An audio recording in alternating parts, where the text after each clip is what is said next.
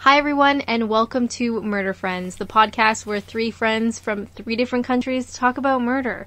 My name's Alana, and I'm Canadian. Hi, I'm Anna, and I'm American. My name's Hannah, and I'm British. So sit back and relax, you're among friends, and let's talk murder. Now, today's episode is really special because it is the conclusion of Spooky Month, which, in my opinion, is probably the best month. You're right, I love Halloween, it is the best time of year. Well, the whole month, really. Yeah. It's spooky season. It's pretty great. I mean, in general, you get to start wearing sweaters, boots, go completely black and goth, and coffee, pumpkin spice lattes, if that's your sort of basic thing. Which it is, because Which we're it basic. is. And if you're a murderino, then it's squad gourd season. Yeah. Exactly. The only thing that I've noticed, so I've been living in England for just a couple of years, and England doesn't do Halloween like North America does, which is kind of a bummer, but I guess I just sort of get used to it.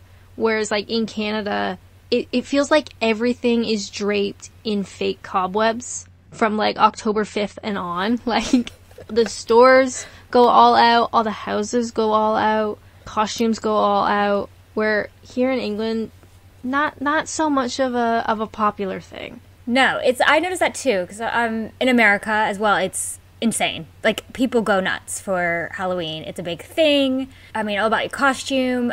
People decorate their whole house. I mean, some go even more nuts than Christmas with the whole house decorating. I mean, it's a massive, massive thing. And then every house participates. Like, here, you might get... Obviously, I have a little one, so I have been trick-or-treating here with her. And you might get, like, 2 houses on a street. It's pretty pathetic. But it's only because you guys don't do it. Yeah, it was never really, like, a thing when I was a kid. I mean, we had Halloween, but we never went trick-or-treating. We didn't do, like, costumes that much. There were, like, the occasional Halloween party, but, like, that was it. Yeah. But I think that's mainly because we don't...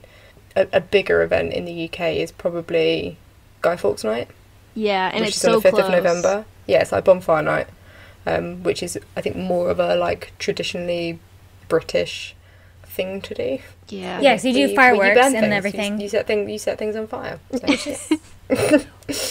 So we do that more in 4th of July. Yeah, I just remember, like, growing up in Canada, Halloween, you get your costume ready, like, 2 months in advance. So shout out to... No, you're like, literally talking about it, aren't you? Like, with your friends. Oh, yeah. Who can come up with the best costume. Yes. And then you all go to Value Village. Shout out to Value Village. Anybody who loves Value Village. They are like a charity shop, but they go full out on Halloween because everybody goes there to buy their costume. So, like, you buy bits and pieces and whatever. So you go to Value Village. I remember one year, I must have been, I want to say, like, 9, and I was a mad scientist for Halloween. True story. I'll have to dig up a picture.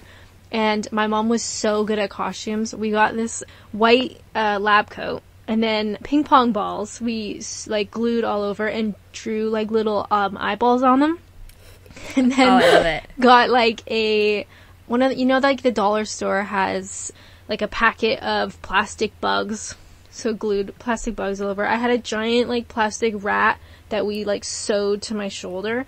And then my mom, in her absolute grace and wisdom, because it is Halloween in Canada and it's fucking cold, she built this hat, basically, that was pink, sort of like chiffon-y material that she sewed and wrapped up and put it onto a hat so it looked like an exposed brain.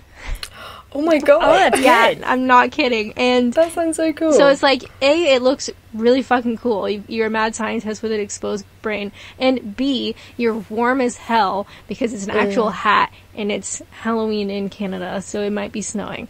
And I just, like, that is Halloween next to buying an Ouija board from Zellers and then, like, doing it in the basement and, like, getting everybody traumatized. That, to me, is, like, the perfect Halloween. That's so funny that you mention about, because you do have to factor in that you have to be warm because it's cold. So where I grew up in the DC area, and it was cold, so you have to you have your costume, but you have to work in how to get a jacket or, like, thermals underneath it So you Yeah. have to take that into account. A lot of times you'd like buy, if you were buying a costume at least, you have to buy like a size too big so you can get your coat on underneath. But then complain because it's like, well, I want to be like a sexy cheerleader, but I gotta wear my snowsuit on underneath this costume. Exactly. I love that. But it was always, I think more now, they make you get like the cheap Chinese, like not Chinese, but I guess they're made in China. They're made somewhere in a factory where they mass produce like, just the cheap costumes that you can buy. I love the like the generic names on those. Oh yeah. Where it's like Wizard Boy, and it's like yeah, exactly. It's clearly a Harry Potter costume or something. And do not stand close to an open flame because that thing No, will they're go definitely Yeah. not flame retardant. I think they had to like legally start making them like where they're like, you're not just going to immediately burst into flames like as a child if you go near Spontaneously combust. Yeah. But I know back when I was younger too, we made a lot of costumes. That's like a big deal, was to make them more so. And that brings me to one of my costumes. And I was desperately trying to find a picture right before we started. And I'm going to find it to post it on the socials. But one year I decided, and this is the most non-scary, geekiest thing ever, but I don't know why. I insisted I wanted to go as an artist. So I just wore this whole outfit where I made myself one of those, what are they called? Like, I had a beret. I had, like, this whole outfit with... Oh, did you have, like, the little board with it? Yeah, the little boards. What are those things called? The palette. Palette, yeah. And a paintbrush I carried around and that. And I just walked... Because I was like, I don't know. But it was just... And in that picture, I have on white sweatpants and sweatshirt underneath the stuff. Because you know how you're trying... Again, you're trying to make yourself as warm as possible. So you have to, like, layer up. What kind of age are we talking here? Oh, I was like 10. Okay. I mean, and then nobody knew what I was. Because, I mean, what kid goes as an artist for Halloween? Like, what a loser. I think between that and wanting to be an M&M one year. But that was like... Oh, yeah. Did you say an M&M or an M&M? The candy? Do you mean the candy or the singular wrapper? M&M. I was a green one, to be exact. Okay. But it was like, I think you can probably buy the generic costumes now, but like, we like full on made it with like felt. Felt was your best friend at Halloween. Oh, yeah. I remember one year it was a Value Village costume. I was a cheerleader, like the most unsexy looking cheerleader. But I wanted to be a dead cheerleader because I thought that would be way more cool. So I bought a bunch of fake blood. And you can get those, it's almost, I don't know what the material is, but you put it on your face and spread it out and it looks like skin. It's disgusting. Yeah, and I covered my wound? face in that. Yeah, just not nice. But that was like a homemade Value Village. Let's not do a cheerleader. Let's do a dead cheerleader. And it was disgusting. How old were you? Like 13. Alright, that's cool, yeah. But I just, knowing you're so not a cheerleader. Like, you're just like the opposite of like cheerleader. But then you say dead cheerleader and okay, that's definitely more you.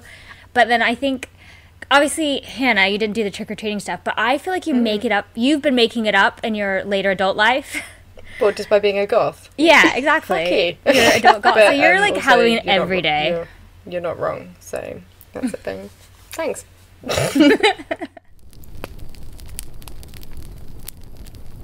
So for this episode, we were talking about what we wanted to do for Spooky Month. And I think it was like this time last year, maybe, when we went camping. Maybe like late September.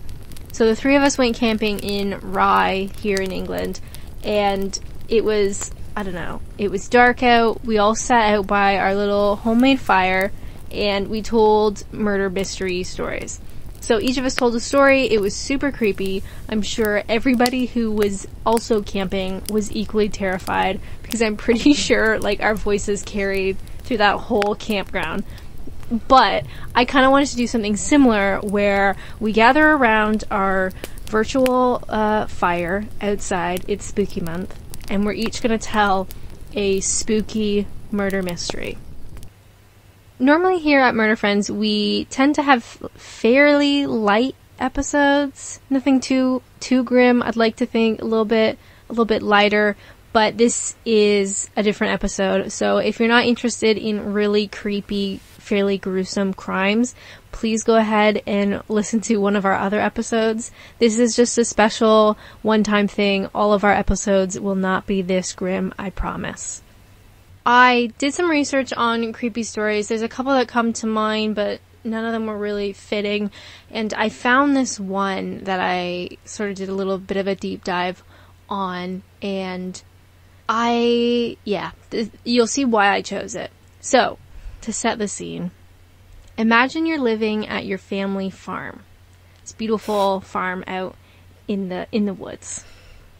Your beloved maid quits because she keeps hearing strange noises in the house.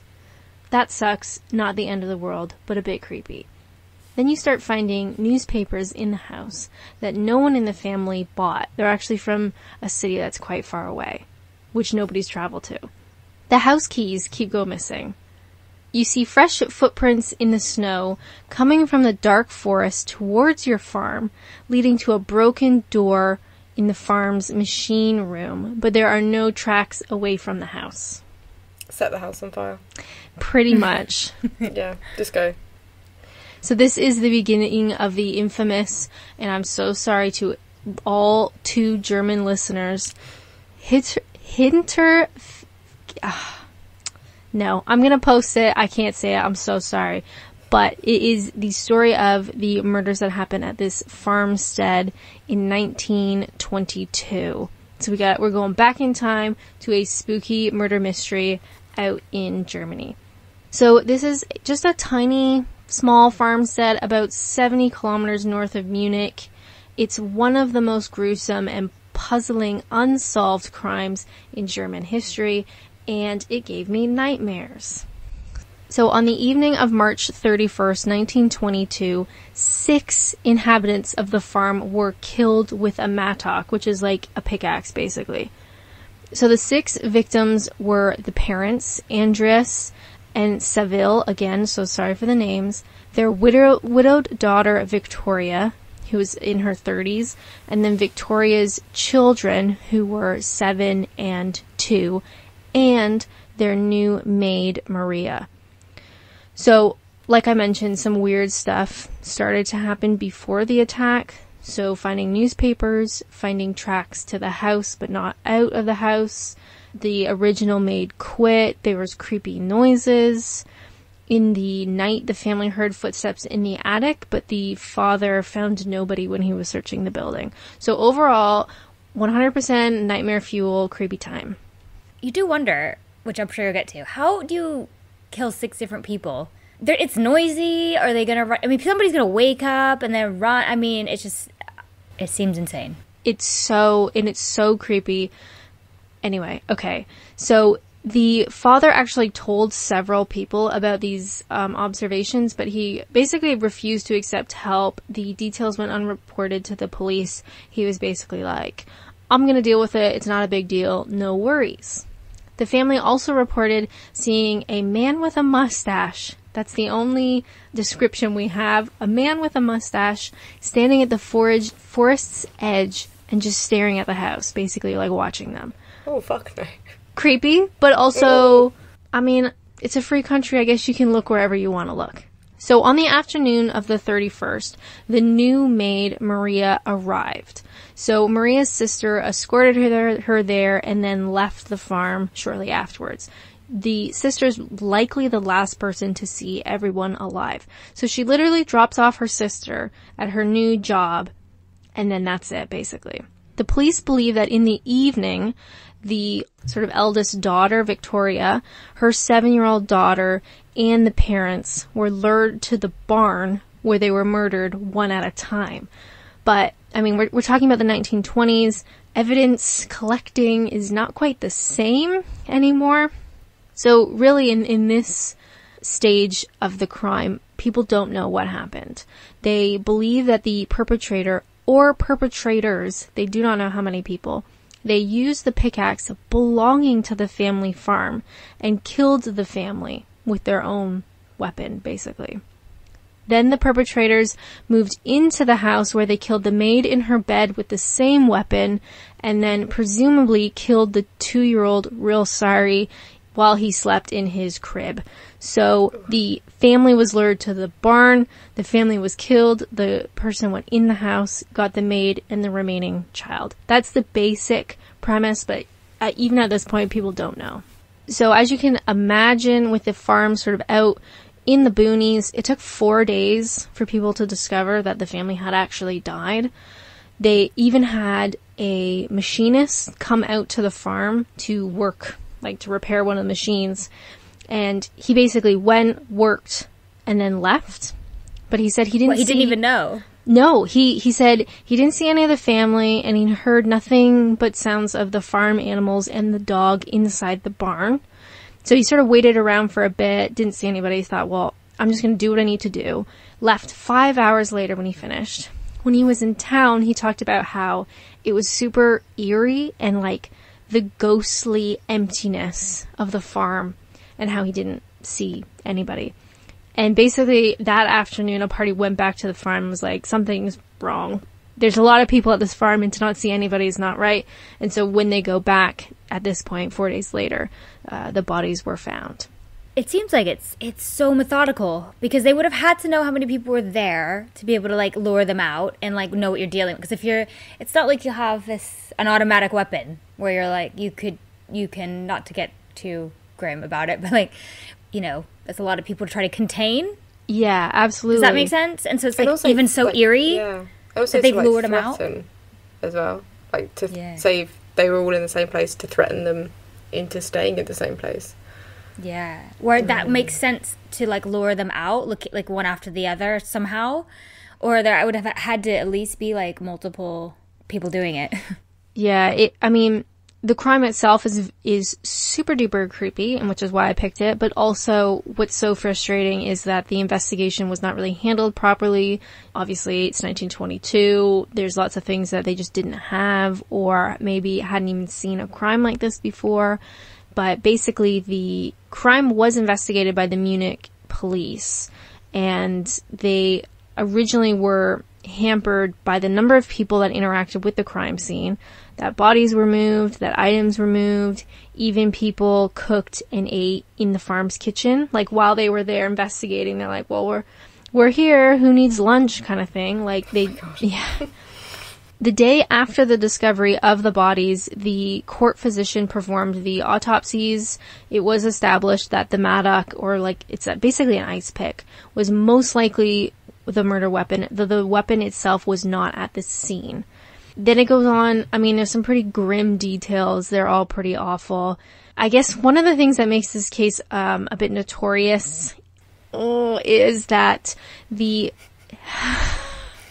You can do it, I believe in you. Alright, here we go. Why do I always pick the most gruesome things to talk about? I'm so sorry. Okay, so the heads of the victims were removed and sent to Munich so they could be examined. Because the trauma all happened to the heads, they thought, well, why don't we just take all the heads and we'll go look at them in our lab. That's insane.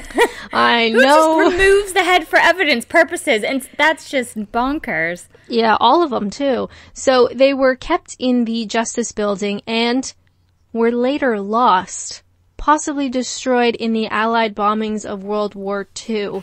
A couple days later, after like all this is happening, so we're still in April, the victims were buried in a cemetery, obviously, sans heads. So, imagine being like the UPS guy, like who has to pick them up and take them, and like you don't know, or like Yeah. Well, do you know when you go to the post office and that they ask you like what's inside? What's inside? Yeah, it's for insurance purposes. Oh, it's just a book, or it's just a present for someone, and you'd be like, oh, there's 6 human heads. Yeah, just 6 heads. And the but, fact that they're lost. These heads. Who loses the heads? They definitely had a bad review, whoever like transported them. Someone's getting fired and we know it. The police believe that the motive would be robbery, but a large amount of money was actually found inside the house. So somebody did this for a very specific reason. They realized that the perpetrator, or most likely perpetrators, because obviously so many people died, I think it would be difficult if it was just one person. But they believe that the perpetrators stayed at the farm for several days after the killings because someone fed the cows, had eaten an entire supply of bread from the kitchen, took meat from the pantry. It's also possible they were still there after the discovery of the bodies, as neighbors reported smoke coming from the chimney after the fact. Did they not just check the house to be sure when they, found the bodies? I mean... Well, we'll get to that. It gets creepier. With no motive, the police questioned more than 100 suspects before closing the case in the 50s unsolved. Because it's such a notorious case and it's so gruesome and creepy, there's still interest in it, but obviously at this point, pretty much anybody associated with the case is dead. There's no one left to talk to. So there's a couple inconsistencies that mess up the investigation. The original reporting believed that each family member went to the barn due to the restlessness sound of the animals. So it's almost like the animals were upset about something, and then one by one they would go out to check on the animals. But then they found out that not even screams from the barn could be heard in the house. So why did 4 family members go to the barn in the first place? The exact sequence of events, they couldn't be clarified without a doubt. They don't know really who died in what order or anything like that. There was only 5 pictures taken from the crime scene. 2 with the bodies in the barn. 1 of the maid in her bedroom. 1 of the small child's wrecked crib. And an outside view from the yard. No fingerprints were secured. The assumption has always been that the killer was already on the premise and inside the roof before the act. Oh, inside the roof? No. Because there were reports that they could hear footsteps and stuff, they believe that the footsteps in the snow was them coming into the house, and then the footsteps in the attic was them kind of moving around. Some of the evidence for this theory includes that there were roof tiles that were shifted and there were hollowed bits out in the hay. But then apparently, and I don't know how substantiated it is, there might have been some activities by the father and daughter up in the roof that might be unrelated to the crime. So if that's the case, it makes sense why the father was like, oh, nobody's up there because I moved that stuff around or whatever. On the night of the crime, so 3 days before 3 or 4 days before the bodies were discovered, this guy, Michael, actually passes the farm and he observed that the oven had been heated by somebody. That person approached him with a lantern and kind of freaked him out, so Michael ran off basically. Nobody knows who that person was. Was it the killer? Was Michael confused? We don't know. But there's definitely a case that the person who did the crime, or persons, were already in the house, and very likely they stayed in the house for a while afterwards, which is so fucking creepy. I just can't. Less than a year after the murders and the murder investigation, the farm was destroyed, completely demolished, which actually revealed additional evidence, including that ice pick that was hidden in the attic. Since then, the site has no structure other than a memorial shrine. There's been no formal arrests or convictions or any sort of closure. And that is the creepy and unsolved murder that I can't pronounce. I can't think of anything more terrifying than having someone in your loft. Yeah, that's one of the creepiest. Then waited and then killed you. Yeah, it's just how they had obviously scoped it out. They'd been there, ahead of time. It was all very planned, and it didn't seem like... Did you say that they found money in the property? Yeah, so originally they thought it was a robbery, but then there was quite a lot of money that was not necessarily hidden that well in the farm, in the home and stuff. So that, it's one thing, I guess, to kill somebody for money. People do that all the time. But to kill a whole family, including a very small child and a maid, what benefit do you have of that? Why? Yeah, creepy. What motive was there? Yeah, that's what I mean. It's unless they just wanted some food and drink and shelter. But, seems a bit extreme. There was a couple suspects. I won't go into them because, as you can imagine, there were tons. They were basically grasping at straws. One of them that I thought was kind of creepy was, so there's the grown daughter who had the 2 children, Victoria, and her husband had reportedly been killed in the First World War. However, his body had never been recovered. So after the murders, people begin to speculate whether he actually did die or if he had sort of faked his death and then come back to the family. Because like I mentioned, there was some talk that the father, Joseph, and his daughter might have had the small child together, the 2-year-old boy. Oof. So the idea that this potentially dead husband came back and like to seek revenge and killed the family and whatever, but there's no evidence. It's basically them just like pulling at straws. That's wild. That is a very creepy story. I want to say it's called the Hinterkaifeck Murder, but we'll post details and stuff like on the blog and whatever, and you guys can check it out. But I genuinely thought, normally I don't like unsolved crimes because it drives me nuts, but there's something about this one, the fact that they were in the house, like just spooky, creepy time.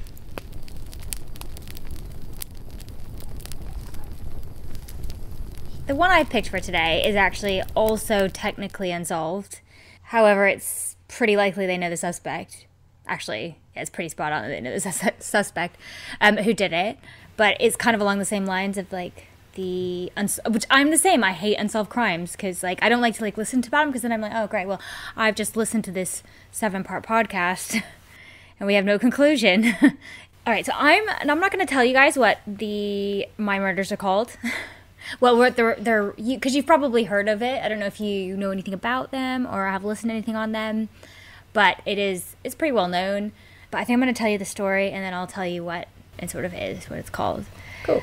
So there's many reasons this frightens me, and I will explain those sort of after, or you'll get the hint of it anyway. On the 23rd of June, 1965, Houston police attended a house to do a welfare check. Marvin Martin had earlier placed a call to police to check up on his aunt and uncle, Fred and Edwina Rogers, as he had not been able to reach them for several days. 2 police officers knocked on the door and eventually kicked it in as they could not gain a response. A walkthrough of the house eventually led them to the kitchen, where one of the patrolmen was compelled to open the refrigerator after noticing food out on the counter. Inside, he saw what he believed were stacks of hog's meat until he opened the crisper, only to find the heads of the 2 homes residents, Fred and Edwina.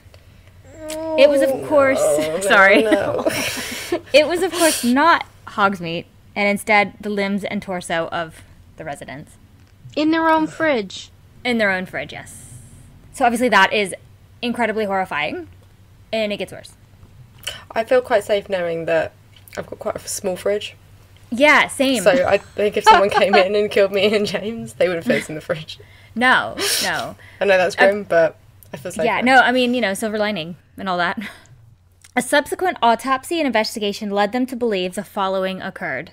And I've actually tried to, tame this down.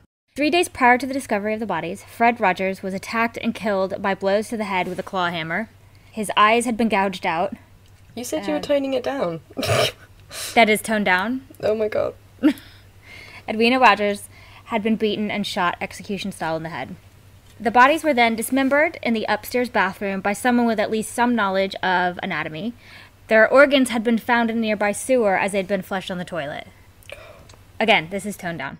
The house had been thoroughly cleaned, and the only blood led to a bedroom where they discovered a bloody keyhole saw. The bedroom belonged to their son, Charles Rogers, and he was nowhere to be found. So, Rogers was described as reclusive and reportedly communicated with his parents by way of notes that he slipped under the door. Neighbors were even unaware that Rogers lived with his parents, as he generally left the home before dawn and did not return until after dark. So at that point, he just disappeared. He was nowhere to be found in the house, and actually to this day he was never found. He was declared dead in 1975, or dead in absentia, or something that's I guess he'd been gone for long enough that... Is that when you're pronounced dead in absence of a body? Yeah. I think so. Yeah. Or like Lord Leakin. Yeah. Yes, exactly. But they did that because they needed to settle his estate. So he remained the only suspect in the murders, but they're actually still considered unsolved. So let's talk about Charles. Charles Frederick Rogers was born in 1921 to Fred and Edwina. Rogers attended the University of Houston, where he earned a Bachelor of Science degree in nuclear physics. During World War II, he was a pilot in the United States Navy and also served in the Office of Naval Intelligence. After the war, he worked as a seismologist? Yes. Earthquakes? Yes. I had to look that up because I couldn't, but you are correct. I couldn't remember what that was. For Shell Oil for 9 years. He abruptly quit his job in 1957 without giving any explanation. And that's sort of when he went and he started staying with his parents. But he actually, he's really smart. He's a very smart, intelligent guy. He actually was really successful in his career. And then obviously he just quit and then was living with his parents. The police never really got anywhere with the investigation, but in recent years, 2 forensic CPAs from Houston started to investigate the case. Because obviously it was officially never solved. Mainly they're pretty sure it was him that did it. But he had obviously just fled, and they could never find him. So they really wanted to get to the bottom of what actually happened, or if they could track where Rogers went. So they began tracing the money and trying to piece together what happened. So they did, after some investigation, they realized that Charles' childhood was really grim with Fred and Edwina. They're full of alcohol, emotional and physical abuse from his parents, which subsequently Charles was a loner, but he was, like I said before, extremely intelligent. They found out that Charles actually owned his parents' house, and that his parents had been ripping him off by taking out loans against the house and then keeping the money for themselves. So what the 2 CPAs did were they followed the money. They were able to sort of start to forensically track the money, where he went. And during their investigation, they realized that Charles had escaped to Mexico and then to South America with the help of several friends.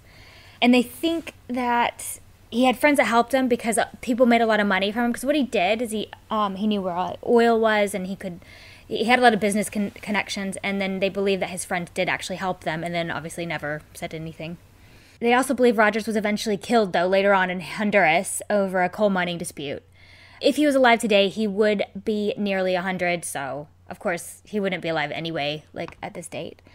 And so that is basically what we'll call the Icebox Murders. Oh, see, I've heard of that name, but I did not know any of that story. Yeah, I've heard the name too, and I didn't really... and I think the reason it really freaks me out is because imagine this, because I think when you start to read it, or start to read about it, you just think this weirdo, loner man living in his parents' house, and then he one day just snaps and then kills his parents. But that is so... and of course I left some of the details about what actually he did to the bodies, but that is he didn't just kill them. He mutilated their bodies, he cut them up, flushed their organs down the toilet, chopped them up and put them in the freezer.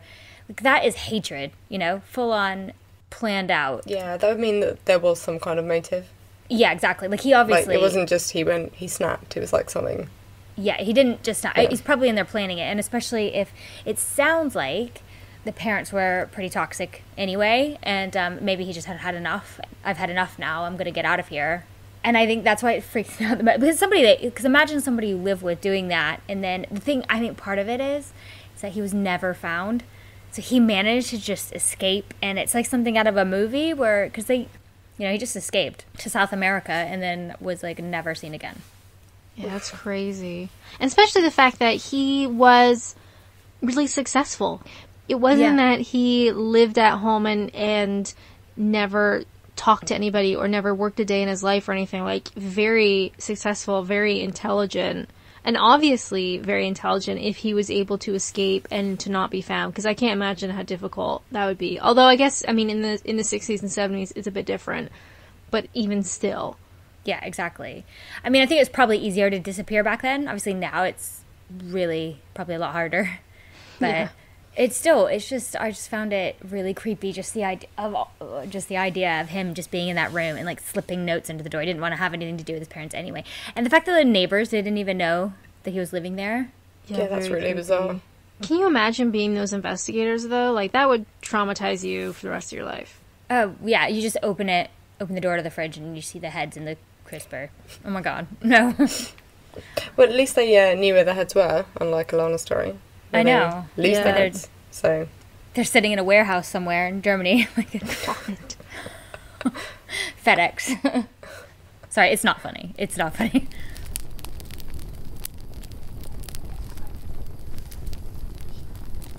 I did a story and then I changed it because it wasn't right. So, have you heard of the Smiley face murders? I've heard of them. Oh, yes, but not in depth. Not in Yeah, detail. same. Okay. So I'm going to start off with a humble brag. So, as you both know, I recently graduated with a criminology degree, and for a social science degree, there was like a huge amount of statistics within it. And something that a couple of people in my module groups really struggled with, the understanding that just because two things are happening at the same time doesn't necessarily mean that they're connected or that they correlate in any way.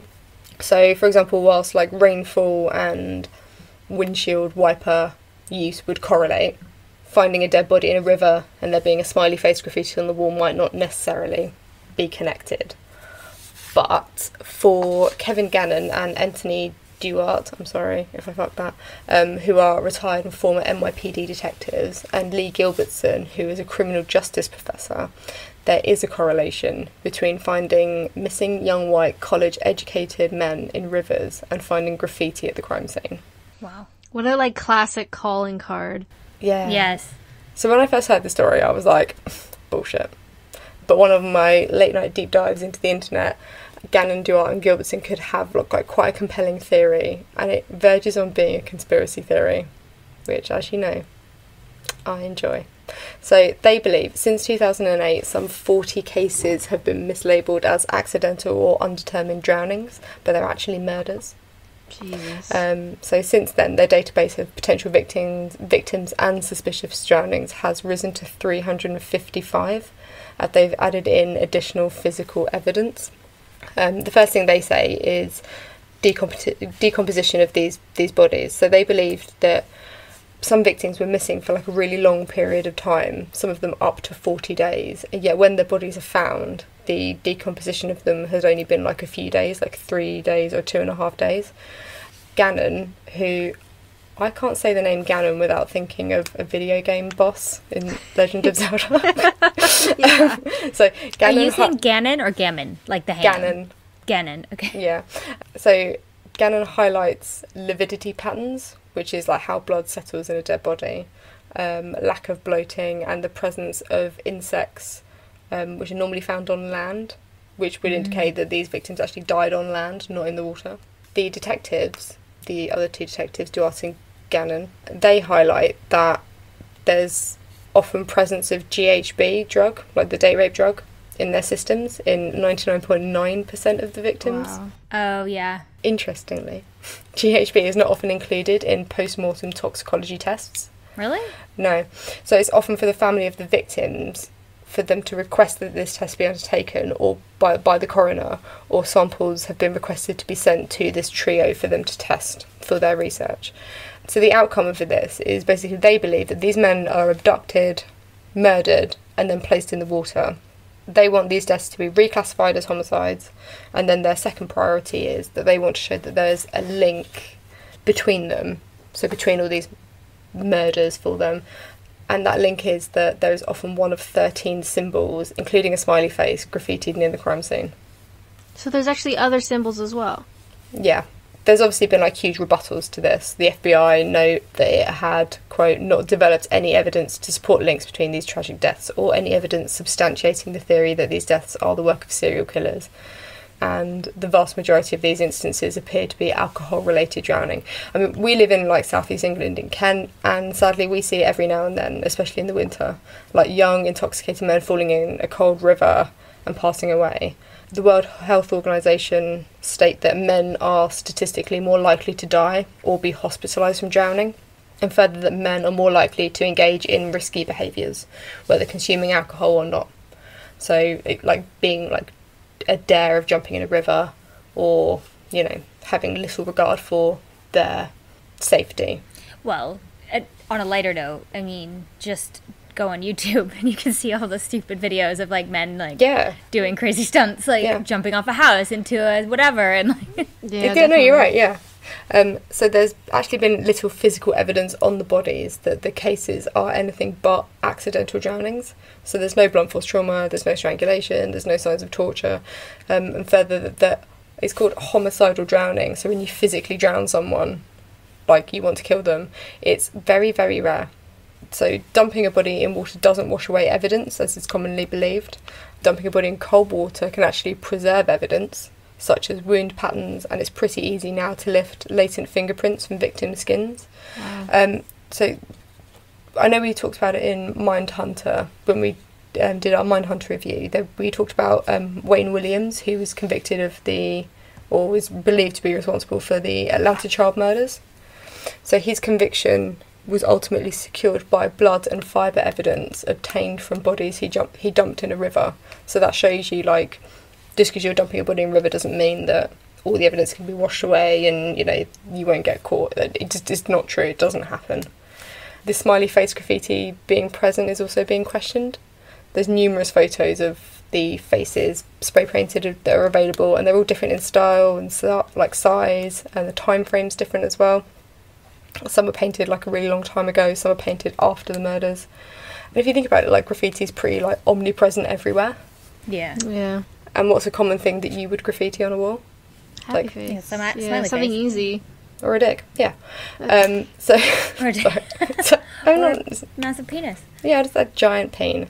So the Centre for Homicide Research note in their 2010 research paper that this cheery graffiti is a cynical slap at the police by the vandals. So it's like quite a common thing to be. Yeah. So what do you think? Are these young white college educated men falling and drowning in rivers? Or is there something more sinister? That's really tough because it does to have a lot of them having the GHB in their system. That's like a big. I mean, I know that it is also used as a recreational drug as well. Yeah, people take it. Yeah, people just take it. Yeah, and also like if you are in like a nightclub or something, and you're like gonna take a pill off someone, you don't know what's in it. Yeah, True. The GHB a lot of times is in liquid form, isn't it? So they'll put it in. It's easy for somebody to put in a drink.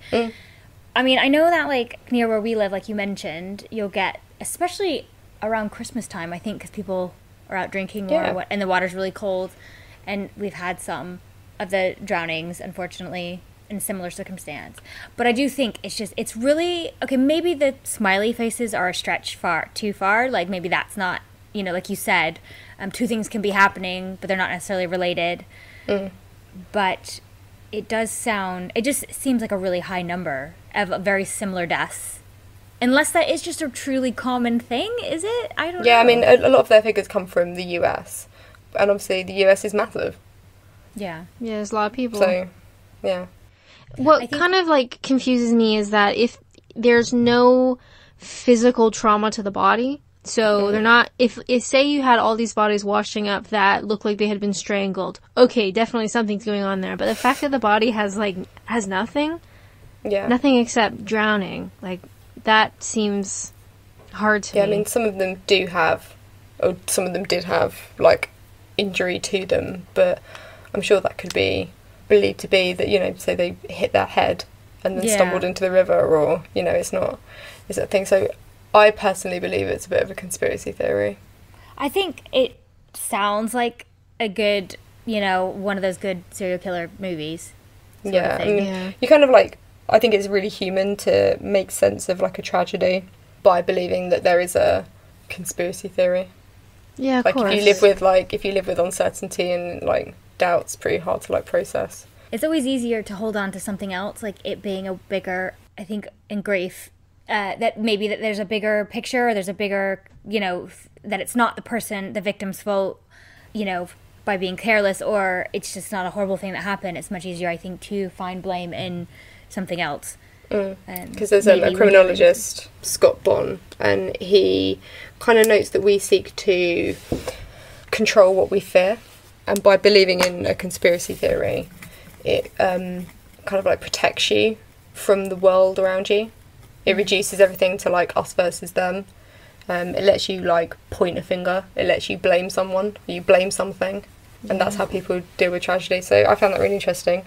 maybe you did too. I got a Yeah, lot of no, my that information is from. good. Yeah, there's a really good article on Rolling Stone where a lot of my information came from about this, and they actually link in quite a lot of the like research papers that have been done by like the Centre for Homicide Research, which I read on it. So that's a really, really good article, and we'll put links on the website.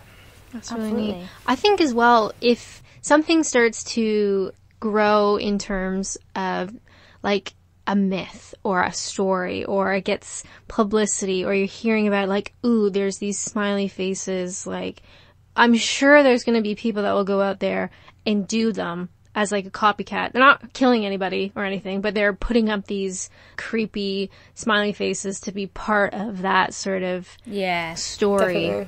Yeah, I definitely think you'll find that. Or it could just be as simple as what you said before. It's just something that when you're like doodling on like a little sheet of paper, like you're on the phone, you're like waiting on hold or something, whatever. It's just a common thing you doodle even. Yeah. You know what I mean? I don't know. It's just Yeah. kind of one of those things. Like, so it could just be just trying too hard to connect these dots that Yeah. aren't really, there. All right, guys, I guess that is kind of wraps it up for us. Do you know what? Listeners, if you have a really good picture of a ridiculous costume you went as a kid, or you know what, as an adult, we'll have it. Why don't you send it our way, email it to us, or send it to us on our social media. We'd love to see it, and then we'll post it. We'll post it up there on our stories. I've got one other little favor to ask you, is that we are going to do a Q&A for our November YouTube video. So if you have any questions you'd like us to answer, please email them to us at murderfriendspod@gmail.com. Our Instagram is murderfriendspod, and our Twitter is murderfriendspd. You can reach us on any of those. If you have a specific question you want us to answer, it'd be great to email, or anything you want to share. I'll also put this on our social media, so if you so that everyone can see it as well when it gets a bit closer to time. And also, lastly, check out our YouTube channel. It's called Murder Friends Podcast, and we are posting a YouTube video, a special video once a month. And you can also listen to our podcasts on there, as well as every other platform. I think that's all for today. Bye.